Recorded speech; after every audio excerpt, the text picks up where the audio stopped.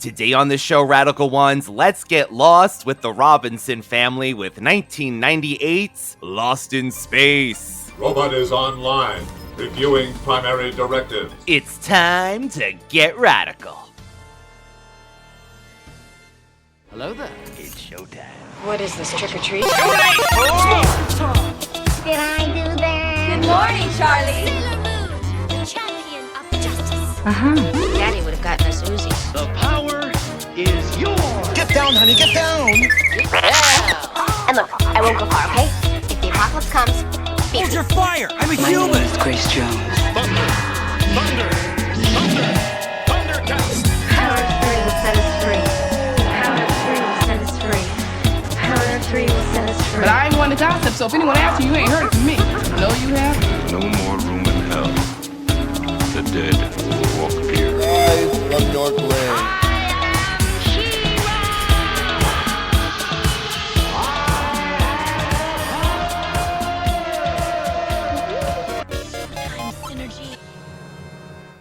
Welcome back, Radical Ones, to another episode of the Radical Retro Rewind podcast. As always, it is I, Radical Ryan Hunter, here with Rob, the movie geek himself, for another episode of the podcast. Hi, everyone. Okay, Rob, today's movie is Lost in Space, of course, a movie adaptation of the 60s cult classic TV show. The film focuses on the Robinson family, who undertake a voyage to a nearby star system to begin large-scale migration from a soon-to-be uninhabitable Earth, but are thrown off course and must try to find their way home. we're lost, aren't we? Their position is uncharted. That's not one of ours. I'm detecting motion behind you. Their enemies are unknown. Evil knows evil. So my quarters are yours. Why don't you just hang on to your joystick? Warning, warning. Their survival is uncertain. Give me an excuse to kill you. The Robinson family will I travel wonder what it'll be like to jettison your body into deep space. Do they have a name for what's wrong with you? beyond the frontiers of adventure Cool. to find their way home. Get us airborne. Hang on! Lost in space.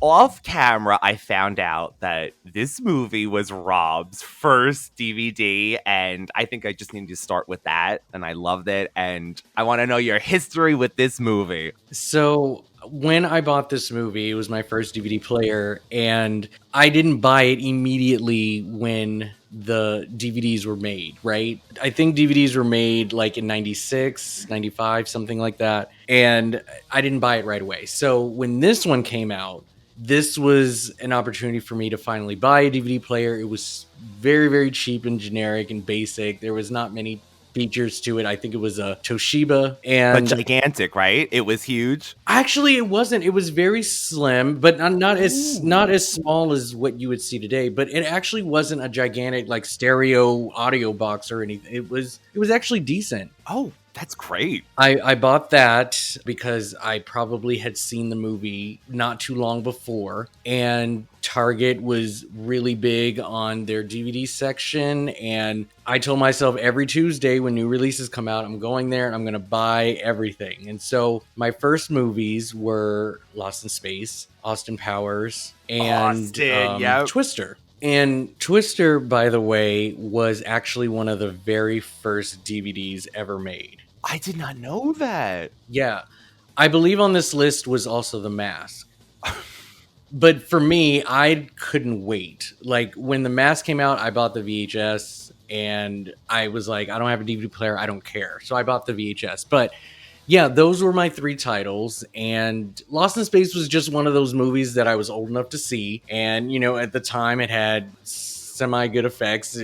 It had stars in it that I was aware of and knew from television because of friends and Party of Five, and you know, like, it dealt with space. Like, why wouldn't I be attracted to this? And because of its like theatrics and, you know, CGI and all of that stuff, of course I want to buy something like that for DVD. Yeah. And, you know, I remember turning on the DVD for the very first time. I think it was Austin Powers, and you would see the animatronic menus and the interactive. And I was just like, oh my God, my picture's moving. Right? What is happening? I was obsessed. From my understanding, those movies also came in those cardboard That DVDs is what I was with just the going to snaps. say. Yeah, with the snap closer. I mean, they were very square and they were thin, but they were annoying cases. I hated them. But yeah, those are kind of what they came in. And double-sided, right? Because we didn't get the picture on the front. Usually it would like be widescreen sometime on one side, and the other side would be full screen or... Exactly, yeah. So yeah, that was my one of my first movies that I owned. I was obsessed with the with just the idea of not having to rewind all the time, and yes. it was magical. And tapes, you know, starting to wear down if you rewound it or whatever. No tracking. I don't have to like track and get that little line off the screen. So I have this on VHS somewhere, and so of course I could not watch it on there. You used your DVD for this? That is a brilliant and wonderful question. I'm glad you brought that up. I go to my CD case full of movies, and the app that I have, it's called My Movies, and I would register each movie that I buy so I can keep track of all of my titles, because for the most part, most of my collection doesn't have the cases. I may have discussed this before. I don't want to go down that lane again because it makes me cry, but I don't have the cases. I just have the discs. And so I can't remember every title. It's not in front of me. And I go to look in my case and it is not there. Oh, I don't know what happened to it. I don't know if I sold it. I don't know if I pawned it. I have no idea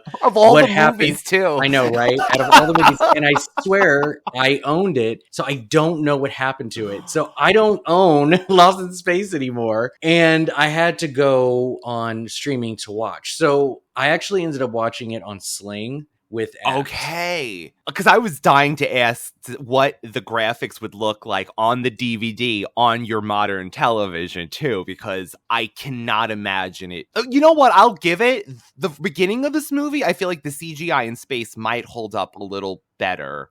We'll talk about it. So, as I gasp on my words, I don't even know if I can even say it. With intrepid, pioneering spirit, the Robinson family will journey to the distant world of Alpha Prime. What kind of future can our children look forward to? A future in paradise. The Jupiter mission, made possible by the U.S. Army and Silicon Graphics Corporation, SGI. Saving the future for our children. Give me a break. So, Rob, did you have any history with the original series prior to the movie? No. I mean, I knew of the show, of course, the robot and its signature phrase. Danger, Will Robinson! Danger! No, Will Robinson! Danger! I mean, that was everywhere. I knew of that, but as far as watching the show, never.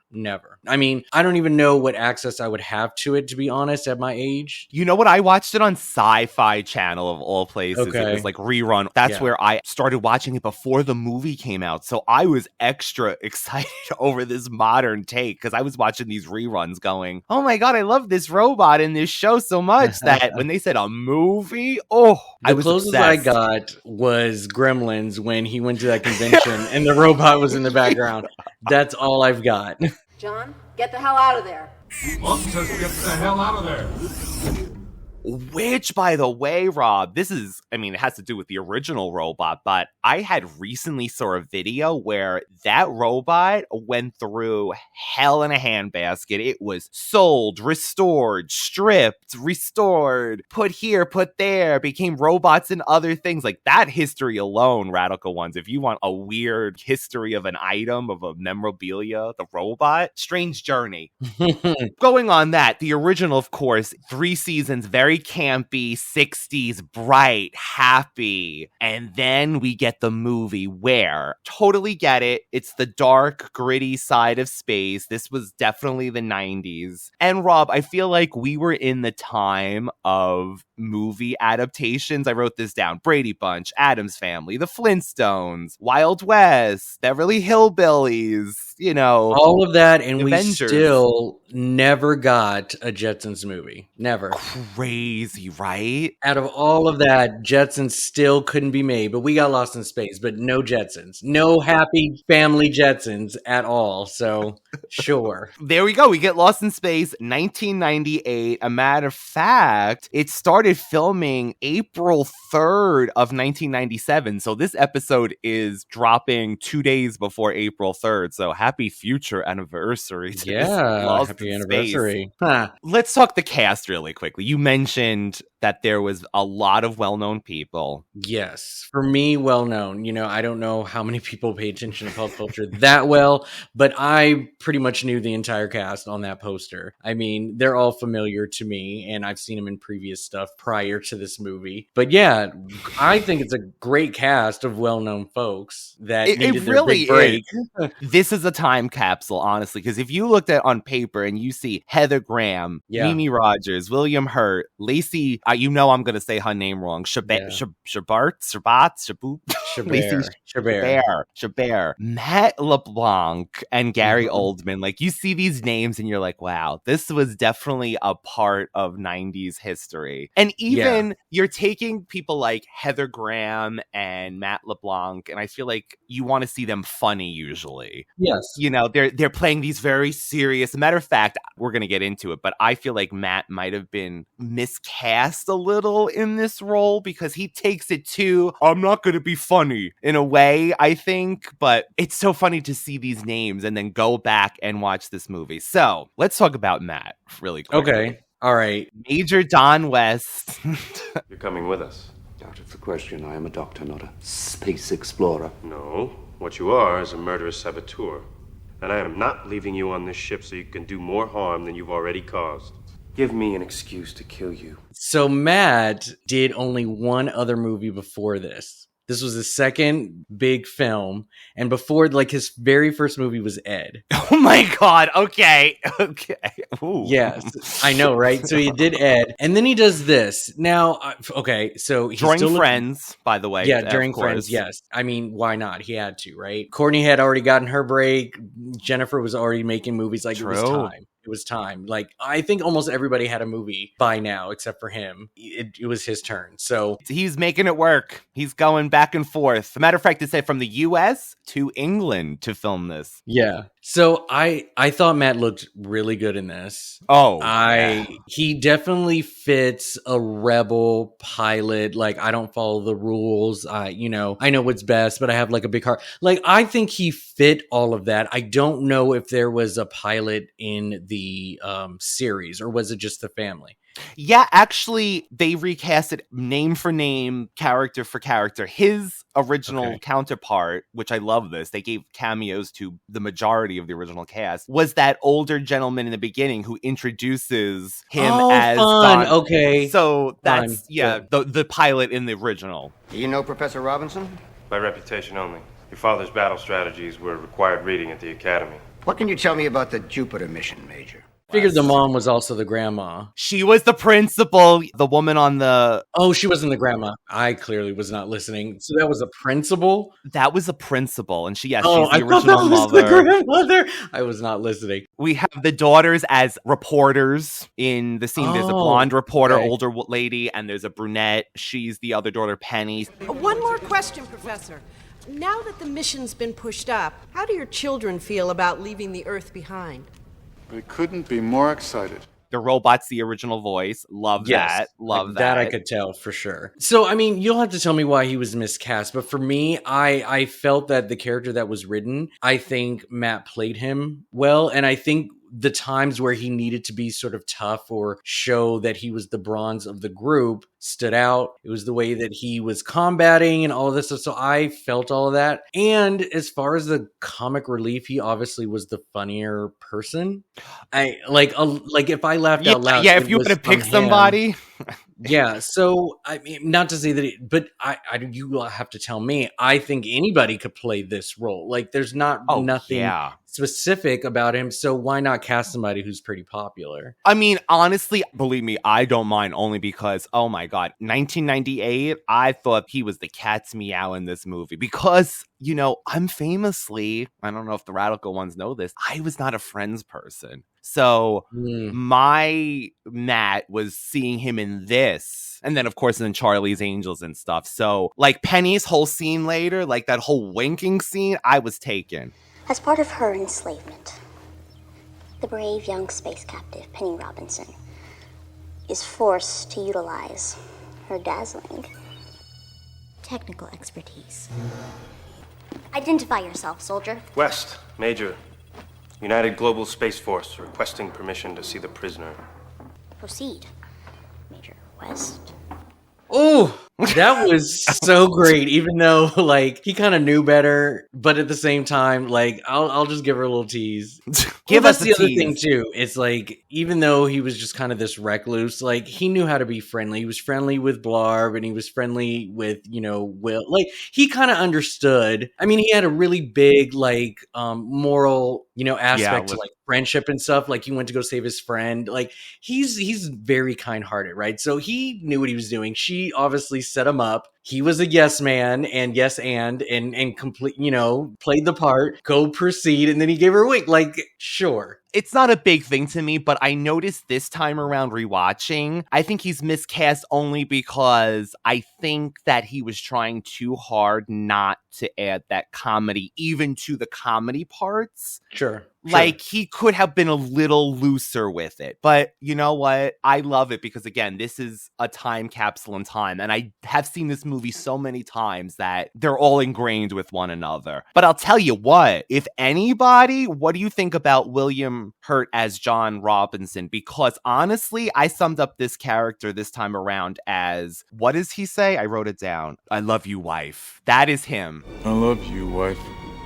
That is how he is in this movie. I get it. You're a workaholic scientist. You are trying to save the future. But I also think he might have been a little miscast. He plays it perfectly as written on paper. Dedicated to the job. Scientist. Yes, I'll do it. I'm going to make that fair. But to be like the lead in the second act, I think he's a little dry at things. You get a C in paternal expression, but an A per effort. J1 gravity cradle to I'm doing the best I can. Come here. You always get an A in this. Sweet dreams. See you there. So I wonder if little things like that might have helped the reputation of the movie. I still love it as a cult classic or whatever we would call it now. But what do you think about him? William Hurt is obviously a great actor. I don't think that they gave him material to show his potential or his range. The character that was written for him, I think it was a little too on the nose. We've seen absentee fathers here in the Hollywood, zeitgeist where, there's characters always having these dads pick work over their family and I need to provide or whatever. Sometimes you may even see fathers who prefer science over like love and tenderness and all that stuff. My thing with this particular character is that he just seemed so oblivious, but managed to have so much love that he created 3 of them. Right. Like, I would think by the second child, you would know if you really want to be around family or just put your, time into work. By the 3rd kid, I'm sorry. Like, you either are a bad parent or you're not. And it just seemed like they all came from the stork and they were like, well, I'll just have 3 kids. The stork. I mean, we did get one little hint that they still have laid together romantic. 3 times. It just didn't make sense that he was so blatantly unaware of his absence in these kids' lives. When you don't know how to hug your child, remember when before they went into cryo sleep, he had no idea how to even hug his kid. Why do you have 3 of them? Unless an incident happened and you really don't want to be around your kids. And what usually happens is there's a death in the family and they put all of their energy into work. But that wasn't the case. This was a very loving, supporting family. And he still was just like, I don't know my kid. Even though he's the smartest kid in the world, he ain't as smart as me. I don't care. Like, shut up about your invention, your time capsule, your time thing. But I think there are fathers who still love their kids when they go home, yet they still put all their stuff into work. He was so bland and just so stoic that they just hit it on the nose. Like, they needed him to be boring or just literally like, I just want to discover things and all of, like, I get it. He was saving the world, but that's the thing. Like, in 10 years, that's his countdown in his head, that like, or 10 years is maybe just the journey, but enough time that there's going to be no one can live on this planet anymore. So this is what's keeping him away from his family. Like, I guess it's so drastic, but I just think that he could have been written as someone who is, I mean, there were hints that he was trying to, like, I know I haven't been around, blah, blah, blah. But the moment left, he was like, gotta go. Like, we'll talk later. It's just a little too easy for him. But I think they needed this character to be so far on the left that when he is presented with, like, love your kid or freaking die. I mean, like, it was just too extreme, and it just didn't have to be that. So I personally did not like the character. So, spoilers, when the ship blew up. Yeah. His reaction to his entire family dying was the worst acting I've ever seen in the 90s. I just did not understand his reaction to this. I never realized how bad it was. As a kid watching this, you're right, Rob. I was just like, wait, he saw that, right? He's like, we're going back in time, I guess. That's what he figured. This has nothing to do with the actor. It's just the character I just don't think I agree. To its best ability. You know what it is? I feel like a lot of times with these movie adaptations, they're trying so hard to make it gritty. And sometimes I don't think it has to be that way. Because, the original family, it might be like the Brady Bunch now, but they all kind of got along. They would say they were dull too, right? Like a family that everyone gets along, like, oh, everything's wonderful. But I think that they try too much to make everyone a little angsty. This mission sucks. I don't want to leave early. I don't want to go at all. We will discuss this at dinner. For the last 3 years, I've missed everything. Training, so I can spend the next 10 years missing everything else. I'm not staying home for dinner. I'm going out to see my friends. Penny. I'm going out to say goodbye to my entire life. Penny, I need you here tonight. It's just like, this is what makes things gritty. Give him a little angst. Give him this, and that. But along those lines, we have Dr. Smith, of course, played by Gary Oldman. And in the original one, he is just this campy, amazing thespian of the arts. Like, he's this over-the-top character. And him and William, he calls him William in the show, in the show too. Like, they develop a kind of like friendship, and he kind of does care about, this kid in this family in a way. He's always scheming, but he's always nice. This one takes him completely this way to this really villainous, even down to the, again, like Rob said, spoiler, that spider version of him. Oh, which by the way used to scare me as a kid. Now I'm like, oh. So was Dr. Smith a stowaway as well, or he was part of the crew as far as medic or something? It was the same thing. He was a stowaway. He was supposed to he set up the robot to destroy the family, but over time he kind of just, I guess because you're lost you're going to be lost forever. He kind of just went along with things. So like I said, if there's always a chance for him to get ahead or something, he would do it, but he would never like outright kill this family or whatnot like that. So over the top villain too you need, I guess. I think with the context of a 90-minute movie versus a series that promotes growth, it would be very difficult for them to really pick like a specific mission or planet and just kind of go through the motions, but you need a villain, right? Dad, do you hear something? Like the drip, drip, drip of blood? You really need to shut up.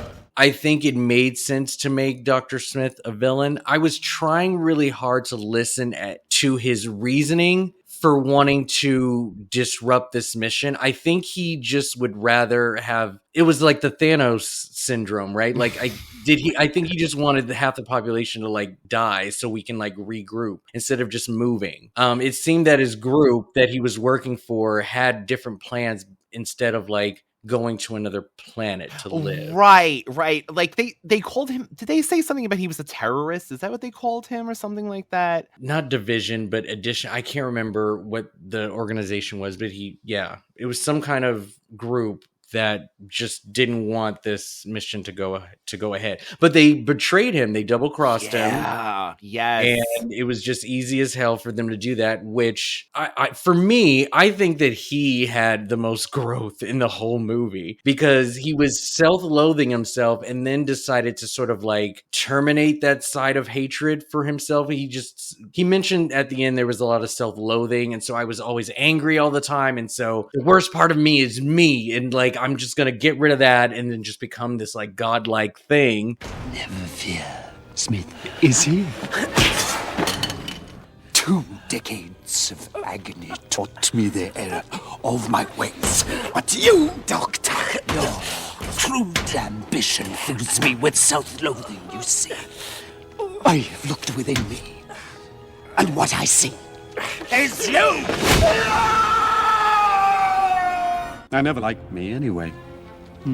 There was a lot of growth with him, not to the positive side, but he obviously transformed more than anybody else in the movie, in my opinion. See, had they left it as him being that creature, but also honestly his protector actually saying like, I hated how I became, like I realize now, and then have the character grow that way. In these, by the way, it was 3 movies everyone was signed up for, so they planned out 2 more movies after this. I mean, the possibilities are endless. I mean, I'm assuming the series basically just went from galaxy to galaxy and, tried to find their way home through going through all of it. We're lost, aren't we? I mean, they definitely had a lot of opportunity, right? But to me, it comes down to the family that is taking us through this journey. And I'm sorry, like most of them had no business being there. There was no purpose for them all. The only thing that they did was just show us what a nuclear family would look like, and this is the preferred way of having a family is 2.3 kids, and they laid down 3 times, like we found out, and a mother and father who were still together. They did not need, but I get it. They needed to recast each cast member, so you needed to have these many kids, but like they didn't give them anything to do. No, you know what? There's this whole deleted subplot where there is some deleted videos too, actually, online. Explains it for sure. Character Blarb, I want to say, which, Rob, is actually the equivalent of in the original series. They had this actually a monkey, and they put it had like rabbit ears on it. It was supposed to be this thing. I think I wrote it down. Debbie. Yes, Debbie the Bloop was the name of the monkey. So this was the equivalent of Debbie. There was this whole subplot where Penny finds the future version of this creature, which makes so much sense, Rob, because the pacing to me in the second half is a little off. And this explains, I think, adding to it, it would have at least built up more of the plot other than the women on the Jupiter 2, and then all of a sudden, bam, they're dead, or bam, they're taken off. Like that plot, I wish we would have gotten more of that. Tell me again, old monster, how did the girls die? We've been over this before, son. In all the years since,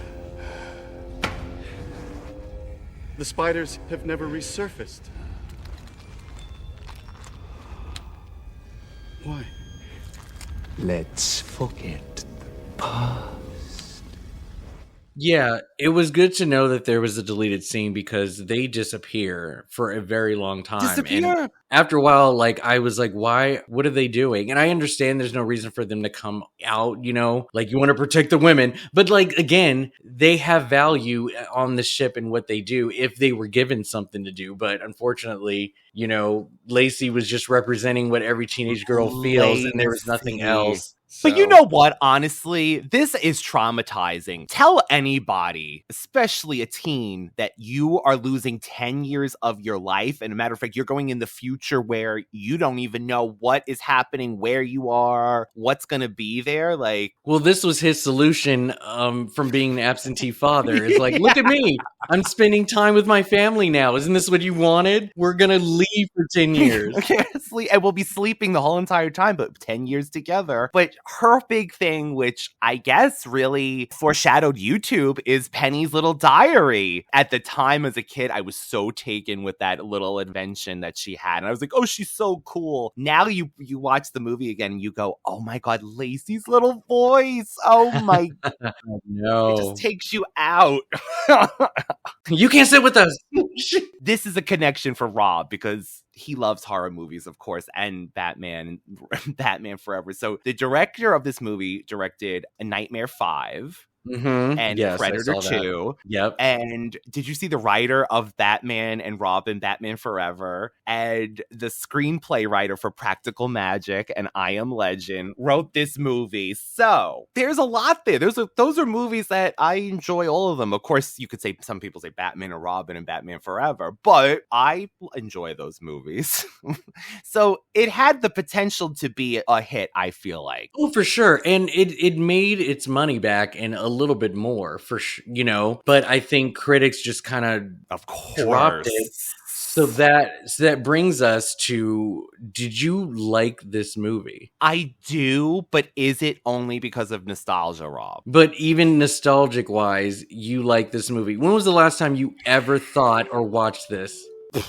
Probably 1999. No, actually, no. 19?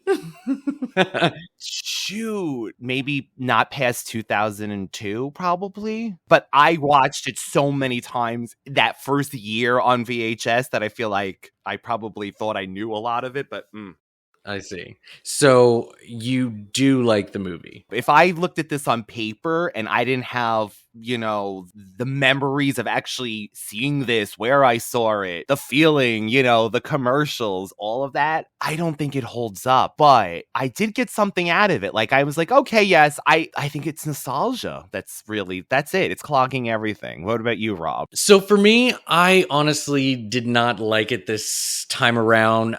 The movie did not keep my attention, unfortunately, and I was looking for certain things that would remind me a little bit of nostalgia, even with the actors that were picked for this film. But I just think there was a little bit of poor direction on what they wanted to do with this gigantic family. And, some of the characters were written a little bad. And as far as like the CGI and like the technology and all the visuals that we got, I didn't mind that stuff. I mean, those are 90s effects, right? I feel like I read something recently. They said even at the time, like Siskel and Ebert, the effects were cheesy. But I remember that robot scene with the spiders in the hallway and Will in that the hologram thing. The hologram was so cool at the time, and it looked really good as a kid or whatever the hell I was at this time. I didn't mind the suits. I thought the suits were cool, and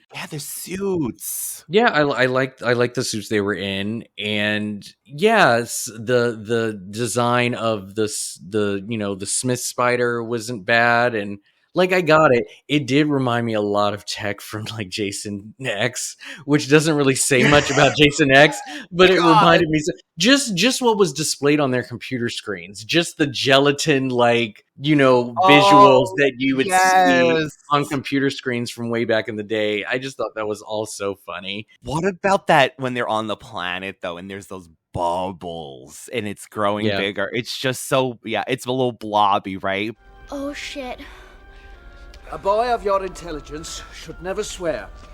I think Blarb was decent. I preferred the puppet grown-up Blarb than the CGI one. Funny with that, Rob, they actually used a puppet for a smaller version for a little while, and then they decided to, of course, at the time, what do they do? This is the year before the Phantom Menace. Everything has to be digital now, like these creatures, which I get it. It's exciting to see this creature jump and change colors, but the color changing definitely looks a little rough, especially. But you believe that they're interacting with something sometime. Yes. I will tell you what I don't believe is the ADR, is that what it's called? The voice and the dubbing in some sections are atrocious. especially I found out the adult William, that actor, his voice is dubbed, by the way, with an American. Yes, because it's Jared Harris. Jared Harris, thank you. I forget what countries he's from, but yes, definitely. Haven't you made the doorway too small? Not for me. But then I'm not going, am I? Spiders didn't kill the girls. It was you. I just never let myself see it. You kept me alive because you needed me. Because I could build this for you.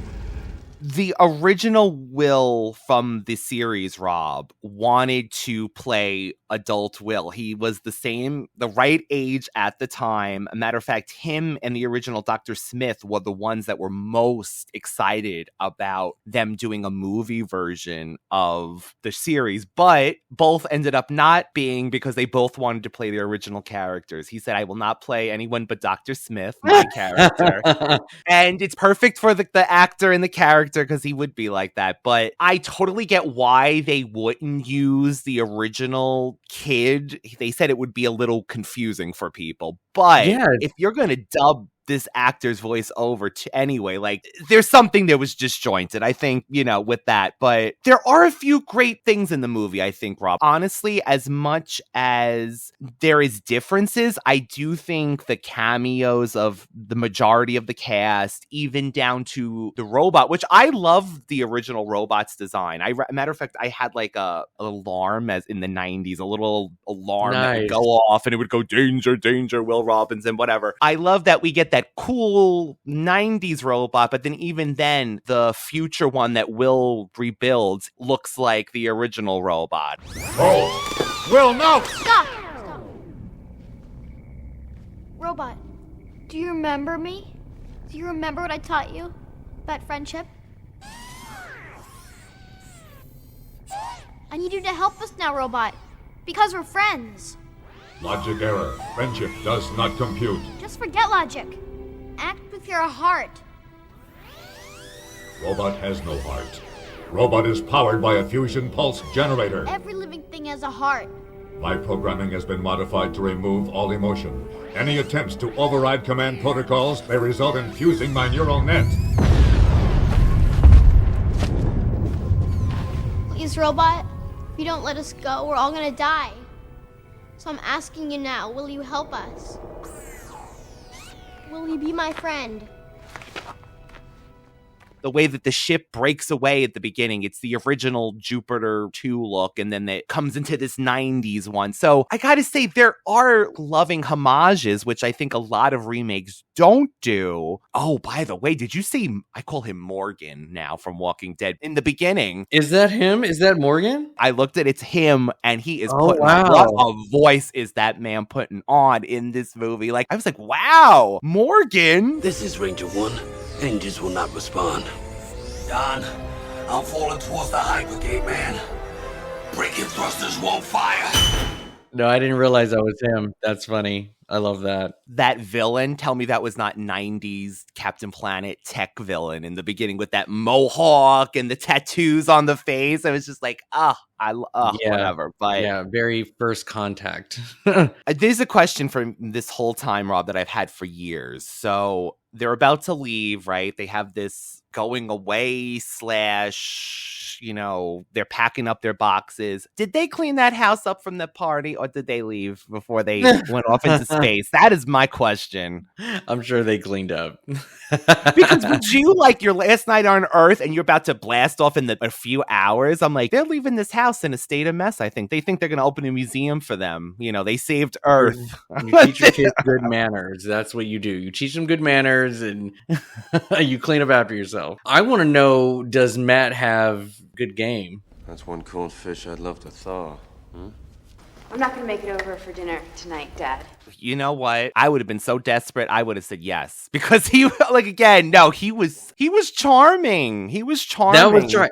He was trying to sleep with her the entire time. There was no long game, tortoise, hair situation.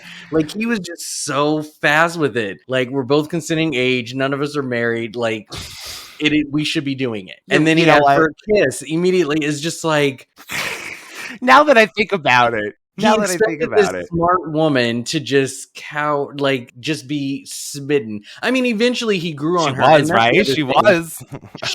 was. She basically was testing the waters, just being like, like if you keep trying, it's all Aaliyah. If I put up with this long enough, maybe I'll just fall in love with you. No, you're right, She just Rob. didn't want to make it easy. She just really didn't want to make it. It just can't be that easy. I'm sorry. Like I'm not just gonna do it just because you're like looking like you do. But That's the truth. It was the wink, Rob. You're right. I'm blinded by the wink because in hindsight, you're right. He started with not knowing that was, the doctor's daughter, which is shocking because wouldn't this family be famous? I'm assuming they would be talking about this family. Anyway, you're right, actually. He was doing it a little too hard. But can we just talk about what year was this supposed to take place in the future? The original one, by the way, was 1997. It took place in. So this one, whatever year this is, how is it that Looney Tunes survived? I know, right? Like everybody still loves Looney Tunes. Well, because of who made it, I don't know. I don't think it they had were. to have been because that romantic scene, our one romantic scene in the movie, I guess, besides the one with our parents, is them talking about Porky Pig, Bugs Bunny, and what saves them at the end of the movie to find the ship. Freaking Daffy Duck. People in the back in the day used to put signs in the sky for them to follow. Like, oh my God. So their own inside joke, So those sailors found familiar shapes in the stars to make the skies seem more friendly and to help them find their way home. That's how the constellations were born. Porky the Wise and Mighty Pig. The great big-eared bunny, Bugs. as a kid, hey, I loved it all. I fell for it. I loved the robot scene. I cried for the robot when he died, even though Will was in control. But then the robot still had a mind of its own, but then Will could control it. Well, yeah, it's the conscience of the robot. They just transferred it into something else. We got a very morbid sort of outcome when we find out that, you know, they traveled somewhere into the future to see themselves and what their lives would look like if they didn't get their act together.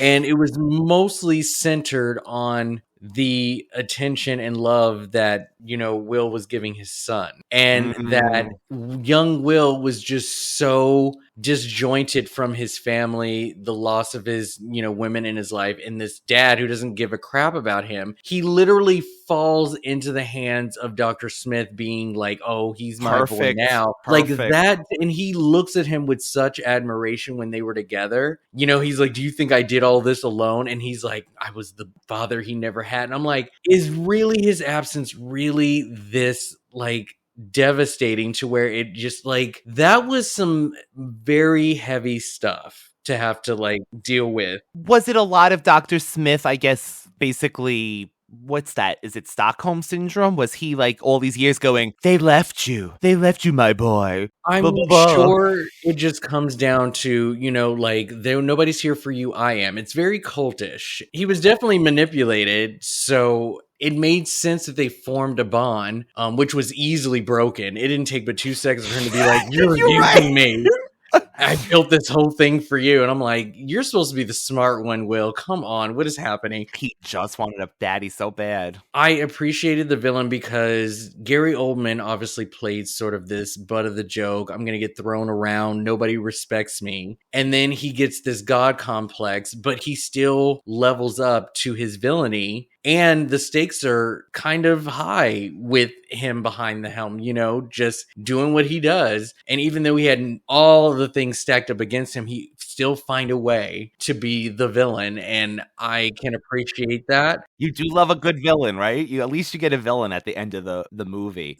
Since we're in the ending there, that whole part where, you know, you see them going back in time. Oh, this was this part. This was when he throws Dr. Smith. How did he know he was going to end up in the flame part of that portal and not just go through that damn portal and do his spider eggs all over the place there?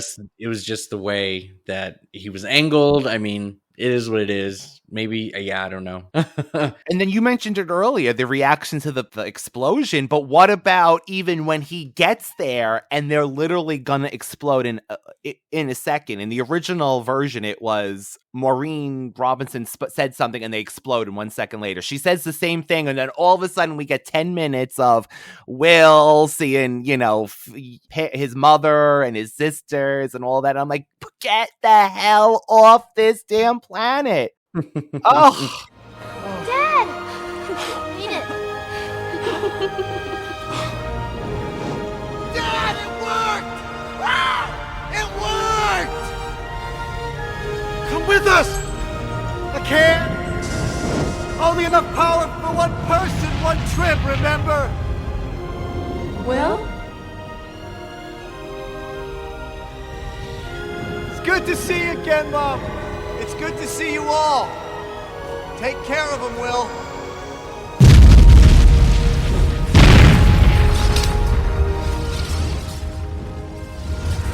Don't forget me.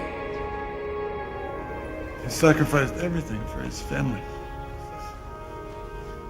Dad? I'm glad you came back. I just want you to know I love you, son. I love you very much. Since this was going to have sequels, Rob, how in the world, in the hell, would you ever trust Dr. Smith again? Never in my life would I leave him alone, knowing that he tried to kill them not once, but he kills them in the future. And then all of this, like, I don't see how it would have worked. This is what I found interesting about Gary Oldman. And again, his character, to me, had the best growth, or growth that they decided to show us. So you mentioned in the original, they learn to like each other, even though they're kind of enemies. It's sort of that love-hate relationship thing.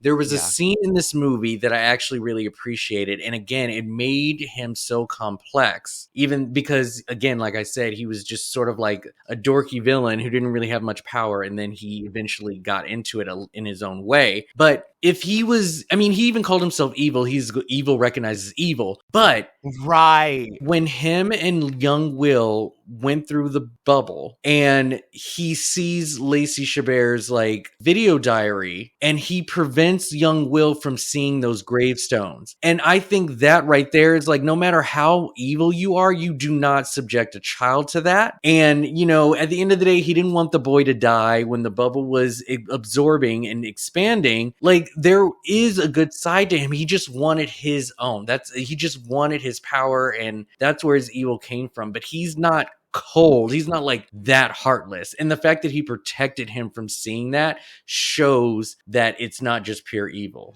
Dr. Smith! What did you find? Come along, son. No time for dawdle. Come on. Let's move along. Follow your father's signal, William. There's a good boy. Come on.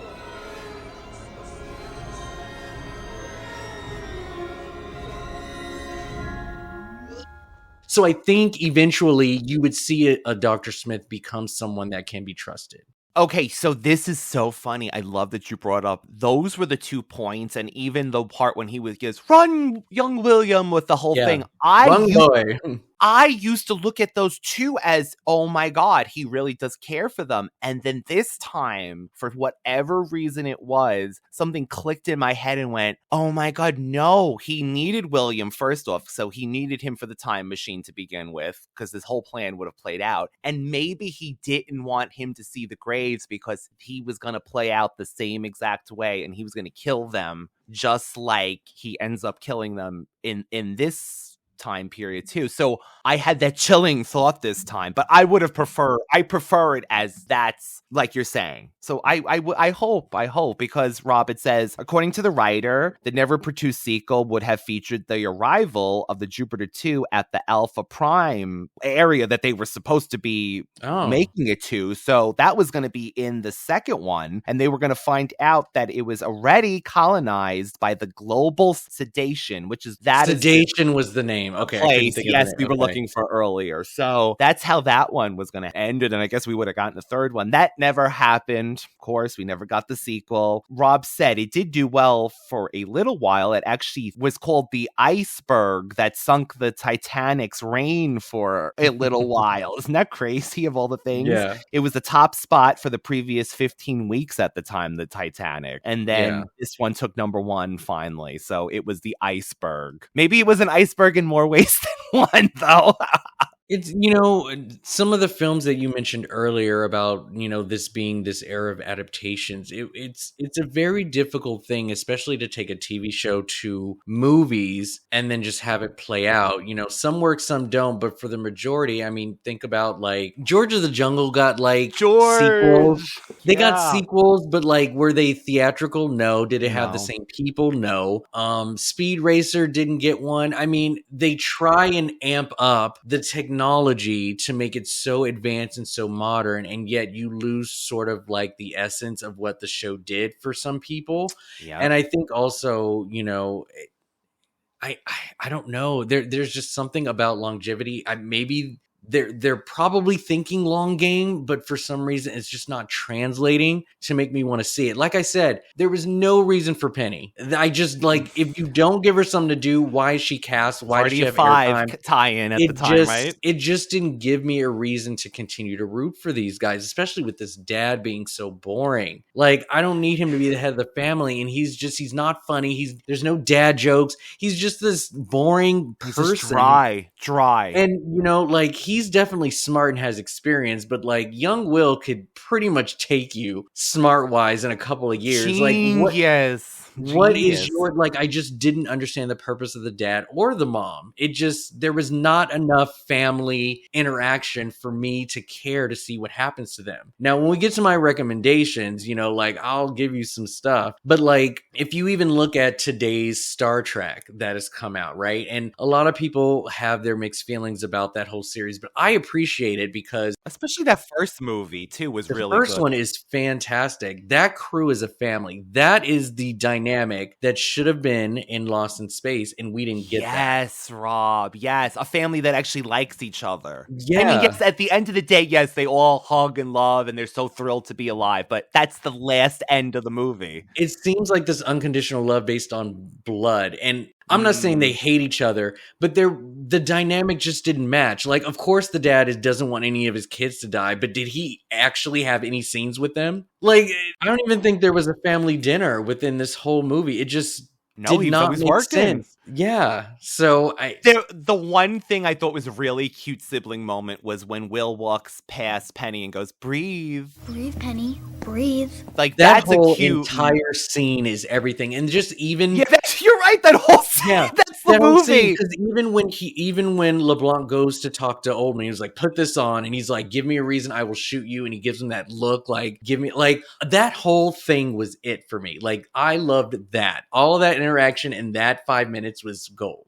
But everything else, it's whatever. And I am a sucker for an abandoned ship or an abandoned something that you don't know what happened on it. I do love those plots, so I'm a sucker for that. But after that part of the movie, I think it turns into something I'd rather it not. Like, I would have liked the different endings. Yeah, so the only scene, unfortunately, that gave me like the biggest smile was the end credit and hearing that dance remix song. The title. See, I played wasn't it that a single song. too? Like, I think they had that on single. CD. Hell yeah, it was a single.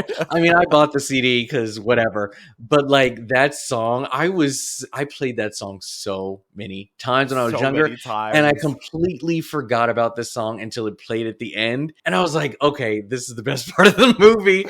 I just love that song. That's what I took from Lost in Space, was this song. That's what I got from it. So good. It was such a. How do you attach a banger like that to something so like completely opposite of what they were doing? It just should have started with that or something. But again, they wanted to make it so serious, and this is everything's serious now. Like, this can't be campy. I think it could have been campy, like Charlie's Angels, like a few years later. Give it a little camp.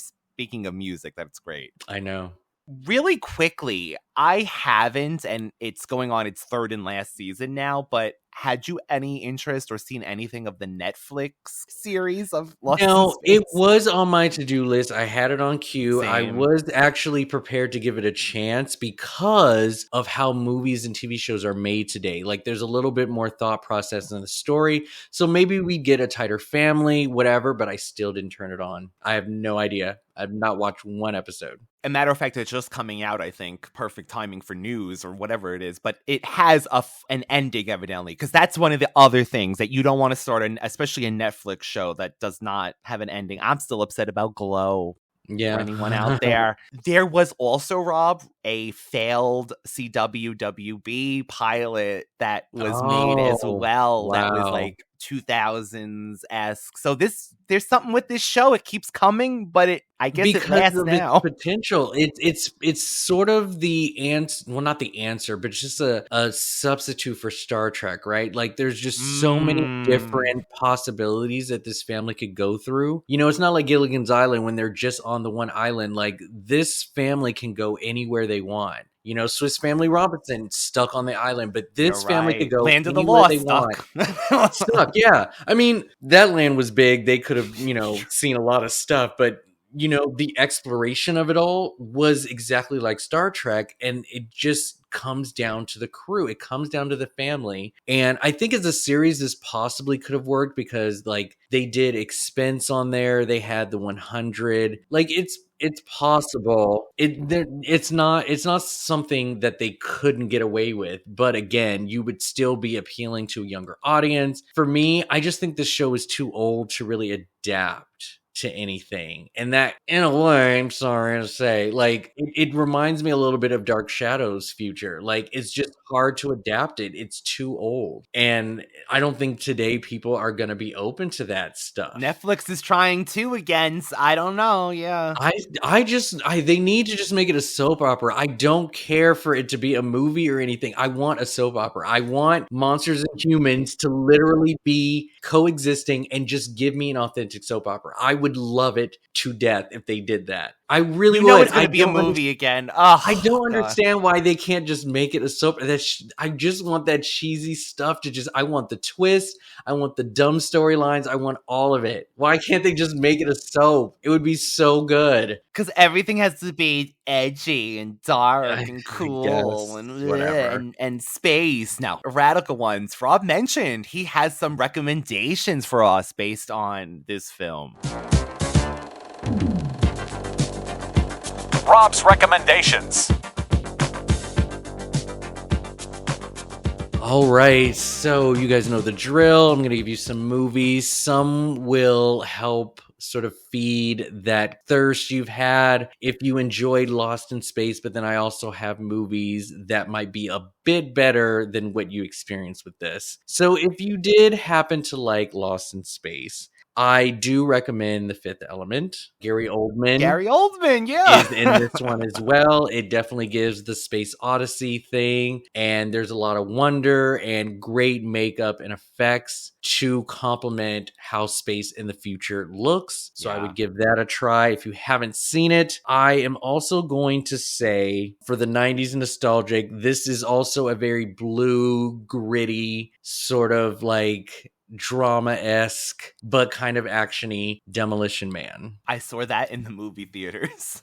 Yeah, so did I.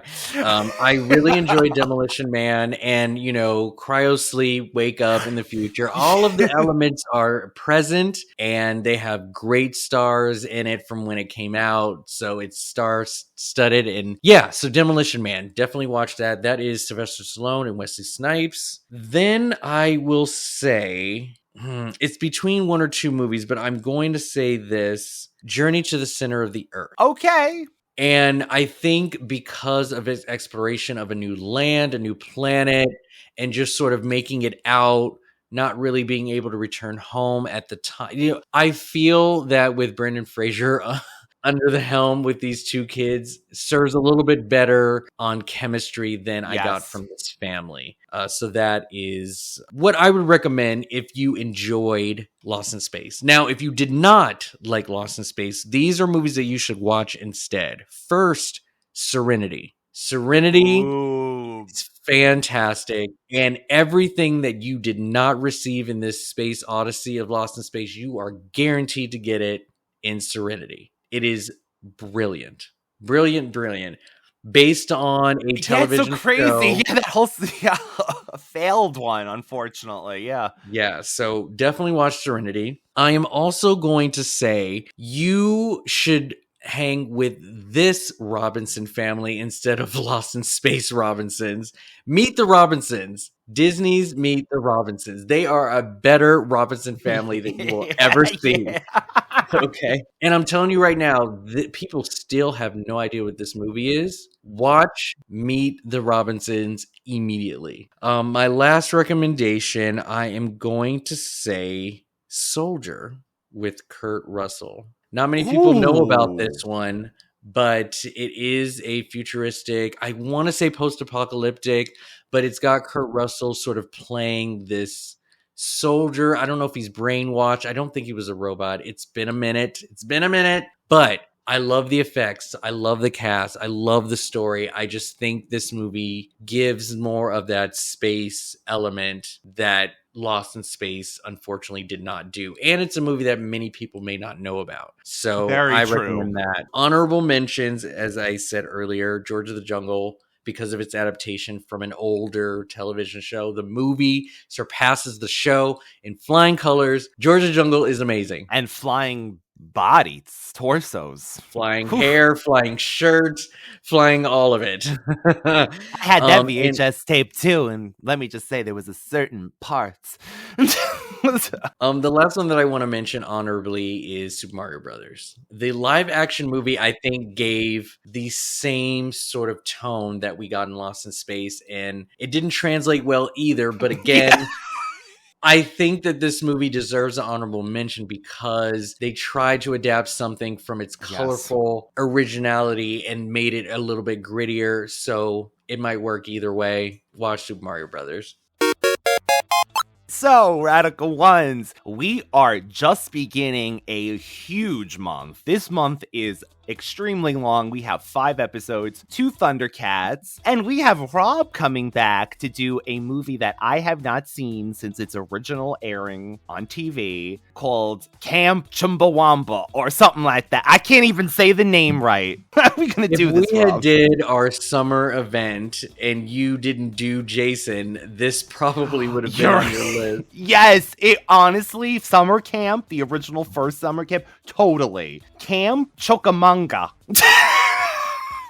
So I have absolutely no idea what this movie is. I mean, I've seen the box art when I worked at the video store, but I never touched it. It just looks so bad to me. So we'll see how this one goes. I can't imagine. Made for TV movie. So many 90s TV stars are in this movie, and it's available on YouTube, Radical Ones, because that's how we're watching it, because the DVD is out of print, of course, and goes for a fortune. So YouTube it will be. That being said, Rob, where can the lovely people find you when you're not hanging out over here? I do have an Instagram page, Rob the Movie Geek, or Rob or the Unique Geek, but Rob the Movie Geek, all one word, on Instagram. I periodically post movie reviews. It may go through a revamp of some sorts here pretty soon, but right now you can kind of look at the progression that I've done from the beginning of 2023, reviewing every movie that I watch, whether it's a rewatch or a first time.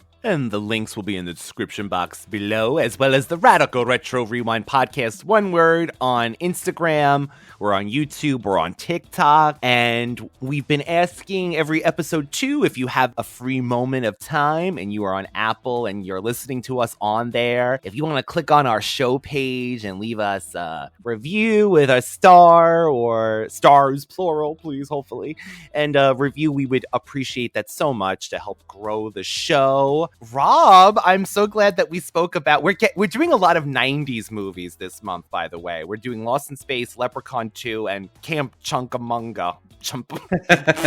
Can't wait for that one. So, giving you 90s, and I'm glad to retouch this Lost in Space with you, because it's been excellent so choice. Long. So long. All right. Bye-bye, everybody. Take care. Bye-bye. I'm accessing the Proteus star maps. Here we go again. Targeting Alpha Prime. I hope. Initiate now. Cool.